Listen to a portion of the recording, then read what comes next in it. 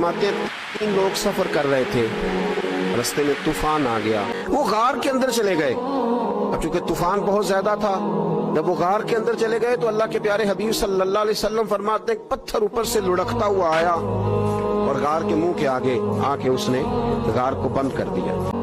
थोड़ी देर तो वो परेशान रहे। फरमाया इस तरह करो, अगर कोई जिंदगी में नेकी की है ना तो जरा उस नेकी को याद तो करो, और याद करके उस मालिक के हुजूर अर्ज तो करो। एक ने उनमें से हाथ उठाए, करते हैं अल्लाह तुझे याद है ना एक रात जब मैं बड़ी देर से लौटा था, लकड़ियां काटते दरख्त तलाश करते मुझे देर हो गई, ऐ मालिक फजर हो गई, आफताब तुलू होने का वक्त आ गया, पर मैंने माँ बाप के बेदार होने का इंतजार किया। अगर तेरी बारगाह में वो नेकी कबूल है तो मालिक फिर रहम फरमा, ना इस मुश्किल से आसानी अता फरमा। कि उस बंदे की दुआ मुकम्मल हुई तो पत्थर थोड़ा सा सिरक गया। दूसरा बोला और अर्ज करने लगा कि ऐ अल्लाह तू जानता है मुझे अपने चचा की बेटी भाने लगी थी, मैं उसकी तरफ रगबत करने लगा था, और मैंने जब उससे जाके इरादा किया कि मैं तेरा तालिब हूँ तो उसने मुझे कहा कि पहले 100 दिनार लाओ।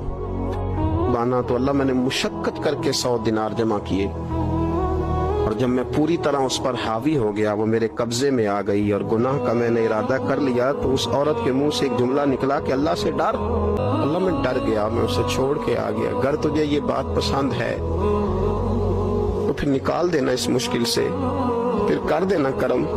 उसकी दुआ मुकम्मल हुई थी कि पत्थर थोड़ा और सिरक गया। फिर तीसरा बोला और उसने बोल के कहा अल्लाह एक मजदूर को, एक दिहाड़ीदार पे, एक गरीब को मैंने काम पे रखा हुआ था, ये तेरा और मेरा राज है अल्लाह।